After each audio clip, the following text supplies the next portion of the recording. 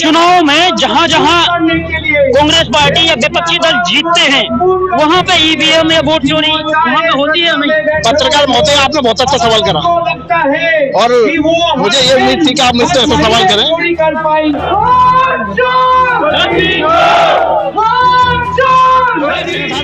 जब एक Germany, Japan और बहुत सारे देश, वहाँ पर सिर्फ 2 से 4 आदमी जाते हैं ईवीएम मशीन बंद कराने के लिए और ईवीएम मशीन बंद हो जाती है और यहाँ तो पूरे जन सैलाब है।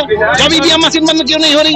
जब वो साबित कर रहे हैं कि ईवीएम हैक हो सकती है, तो फिर वो बंद क्यों नहीं कर रहे? क्योंकि उनका पर्सनल अपना लाभ है, स्वार्थ अपना है उनका। अगर अपना स्वार्थ नहीं होता तो बंद कर देते, बंद क्यों नहीं कर रहे? जब वो पहुंचते थे तो देश की जनता भारत माता की जय जयकार करती थी। अपना रोटी बेटी का रिश्ता मुसलमान से रखते हैं और दलितों को, ओबीसी वालों को भागना। उस समय नेहरू जी ने इस बात का उल्लेख किया कि भारत माता क्या है। उन्होंने कहा कि भारत की प्राकृतिक संपत्ति। 20 साल का लड़का है जिसकी बहन खुद ही एक मुसलमान के लिए भी आई हो, धीरेन्द्र शास्त्री की, तो वो हिंदू राष्ट्र की बात करते हैं। चुल्लू डूब के पानी मर जाना चाहिए। पहले ये एक उंगली किसी के साथ कर रहे हैं ना, ये 3 उंगली हमारी तरफ भी आती है। उनको भी तो खुद देखना चाहिए कि मेरी बहन किसके लिए भी आई है और हिंदू मुसलमान की तुम बात करते हो। जब आप वोट डालने पोलिंग बूथ पे गए हैं तो आपको भी ऐसा लगा है कभी कि हम जिनको वोट दे रहे हैं जाएगा कि नहीं पहुंचेगा? हम जो वोट देने जाते हैं तो ज्यादातर हम कांग्रेस को देते हैं, लेकिन जाता है बीजेपी को। ऐसा क्यों? कैसे, मतलब कैसे पता चला कि बीजेपी को वोट जाता है? ये मतलब ये अभी जो मीडिया में के जो पत्रकारों के द्वारा हमें जानकारी मिली है। अगर वोट सुरक्षित नहीं है तो आने वाली पीढ़ी को कैसा लोकतंत्र देंगे? बहुत ही नुकसान हो जाएगा। आने वाली जो पीढ़ी के लिए बहुत बड़ा नुकसान हो जाएगा। जो अधिकार, जो वोट देने का अधिकार है, उससे वंचित रह जाएगा। ये मैं कहना चाहता हूँ। मोदी ने जो चोरी की है, लोकतंत्र का हत्या की है। सर एक साधारण सवाल है। संसद के अंदर चुनाव सुधार प्रक्रिया पे बड़ी बहस हुई और विपक्ष के सारे नेताओं ने कहा है कि ईवीएम भरोसे लायक नहीं है, बैलेट पेपर की मांग करी। तो इलेक्शन कमीशन जवाब देने से बचता नजर आ रहा, क्या कारण है? ईवीएम, इलेक्शन कमिश्नर ये भाजपा के वो हैं सब, ये भाजपा के बैठे हुए कमिश्नर है। कैसे, मतलब ये कैसे भरोसा हो गया? जैसे कि किसी को राज्यसभा सांसद बना दिया, किसी को क्रिकेट बोर्ड का अध्यक्ष बना दिया, इनको भी कोई पद दे दिया, इसलिए तो ऑब्जेक्शन उठा रहे। जब एक जर्मनी, जापान और बहुत सारे देश, वहाँ पर सिर्फ 2 से 4 आदमी जाते हैं ईवीएम मशीन बंद कराने के लिए और ईवीएम मशीन बंद हो जाती है और यहाँ तो पूरे जन सैलाब है। जब ईवीएम मशीन बंद क्यों नहीं हो रही? जब वो साबित कर रहे हैं कि ईवीएम हैक हो सकती है, तो फिर वो बंद क्यों नहीं कर रहे? क्योंकि उनका पर्सनल अपना लाभ है, स्वार्थ अपना है उनका। अगर अपना स्वार्थ नहीं होता तो बंद कर देते, बंद क्यों नहीं कर रहे? लाखों लोगों की आवाज एक दरकिनार कर दी जाती है अगर, तो किस तरीके से कह सकते हैं कि लोकतंत्र देश में है? लोकतंत्र है, लेकिन तानाशाही है सबसे ज्यादा। तो अपना ये जो पावर में सरकार बैठी है, प्रेजेंट में जो सरकार, भाजपा सरकार जो बैठी है, हमारा एक एक आदमी का, आपने अगर पहन या कुछ पहन रखा, सब टैक्स दे रहे हैं और टैक्स दे रहे से टैक्स से सभी को पैसा जाता है और हमारा हक बनता है हर किसी से सवाल पूछने का कि ये ईवीएम बंद होनी चाहिए। चुनाव में जहां जहां कांग्रेस पार्टी या विपक्षी दल जीतते हैं वहां पे ईवीएम या वोट चोरी वहां पे होती है। नहीं, पत्रकार महोदय, आपने बहुत अच्छा सवाल करा और मुझे ये उम्मीद थी कि आप मुझसे ऐसा सवाल करें।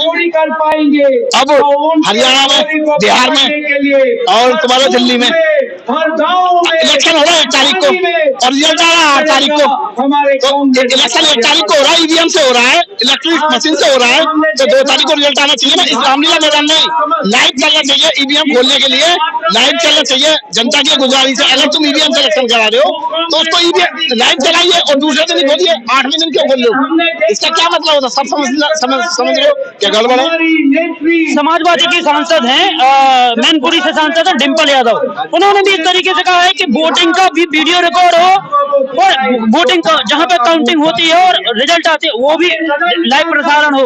ये मांग बाकी में किस तरीके से जायज मांग है कि नहीं? देखो, वो आप बिल्कुल सही कह रहे हो कि डिम्पल यादव हो या उदित राज जी हो, चंद्रशेखर रावण हो और तुम्हारे यहाँ गौरव गोगोई हो और या सचिन पायलट हो, ये जनता जितने भी लोग हैं जो जनता के यानी कि जो हमारे विपक्ष के नेता हैं, उस सभी को रामलीला मैदान में नहीं, रामलीला मैदान में नहीं, जनता को सड़क पे ही उतरना चाहिए। जब ये सरकार झुकेगी, अन्यथा इसे झुका नहीं सकते। ईडी, सीडी, सीबीआई सारी एजेंसी के पास है, फिर भी हिंदू खतरे में, सारी एजेंसी पीएम, सीएम, राष्ट्रपति सब चीज पे नीचा है, फिर भी हिंदू खतरे में है। जिस तरीके से डॉक्टर बाबा साहब बी आर अम्बेडकर ने कहा है कि जब सड़कें सुनसान हो जाएंगी तो संसद आवारा हो जाएगी, लेकिन आज देखने को मिला है कि लोग ढोल नगाड़े के साथ डांस करते हुए दिखे। तो इस तरीके से जब अगर सड़कें मतलब भर जाएंगी तो क्या लगता है लोकतंत्र बचा पाएंगे? बिल्कुल बचा पाएंगे, भरोसा है, भरोसा है। सरपरोशी की तमन्ना अब हमारे दिल में है, देखना है जोर कितना बाजुए कातिल में है। ये तो कुछ भी नहीं है। जब भगत सिंह, सुखदेव, राजगुरु जैसे देश में हमारे यानी कि बुद्धिजीवी लोग हैं, जो देश के लिए कुर्बान होने वाले लोग हैं, तो हम देश में मर मिटने वाले लोग हैं। अभी भगत सिंह खत्म नहीं हुए, चंद्रशेखर रावल खत्म नहीं हुए, अभी वो जिंदा है हमारे दिल में। हम जनता जितनी भी है, ये चंद्रशेखर, राजगुरु, सुखदेव की देन है, ये बाबा साहब की देन है, काशीराम जी की देन है। इस तरीके का जो सड़कों पे अगर दिखता है तो क्या लगता है कि जिस तरीके से बांग्लादेश के प्रधानमंत्री शेख हसीना बांग्लादेश छोड़ के भागी, तो क्या लगता है कि ये मोदी जी भागेंगे? बिल्कुल भागेंगे। आपने सही क्वेश्चन करा पत्रकार महोदय, मोदी जी को छोड़ना पड़ेगा, क्योंकि जितने बलात्कारी है सब भाजपा में है और जितने भी गड़बड़ करने वाले सब भाजपा के अंदर है। तुम 1 रुपए के अंदर 100 बीघा जमीन दे सकते हो बिहार के अंदर, तो ये बिहार हारेंगे और बिहार हारने के 100 बीघा जमीन जब तुम यानी 1 रुपए में दे सकते हो बिहार के अंदर, और महिलाओं को तुम यहाँ पहुंच नहीं सकते, किसानों के साथ खड़ा नहीं हो सकते, विद्यार्थियों को शिक्षा यानी कि विद्यार्थियों के साथ तुम खड़े नहीं हो सकते हो, तो तुम ये कौन सी सरकार चला रहे हो? कौन सा लोकतंत्र चला रहे हो तुम? जब महिलाओं के साथ जो उत्पीड़न हो रहा है, दलितों के साथ सबसे ज्यादा उत्पीड़न हो रहा है इस भारत के अंदर, और जितने भी करने वाले अभी तुम इनका चिट्ठा उठा के देख लो, सब भाजपा वाले हैं। चाहे कुलदीप सेंगर हो, चाहे रमेश बिजूड़ी हो, चाहे ये क्या नाम है इसका ब्रज भूषण हो, उनके पास तो पूरा सबूत था। और किसान जो है बैठे 750 आदमियों ने शहादत दी किसानों ने यहाँ, उस पर मोदी जी कुछ नहीं बोल पा रहे हैं, तो क्या करोगे? ये तानाशाही नहीं तो क्या तानाशाही, और क्या करोगे? इससे ज्यादा तानाशाही और क्या चाहिएगी? इनके पास क्या ऑप्शन है? मंदिर, मस्जिद, हिंदू, मुस्लिम, पाकिस्तान, इसके सिवा कुछ नहीं है। एक तरफ हिंदू राष्ट्र की मांग, दूसरी तरफ वोट चोरी जैसा गंभीर मुद्दा, दोनों को कैसे देखते हैं? सर मैं आपको एक बात बताता हूँ, अगर ये एक गांव पूरे भारत के अंदर अगर एक गांव ये हिंदू बना के दिखा दें, सब तो गर्दन कटा दे, मैं गर्दन सब तो नाक कटा दे, मैं गर्दन कटा दूंगा।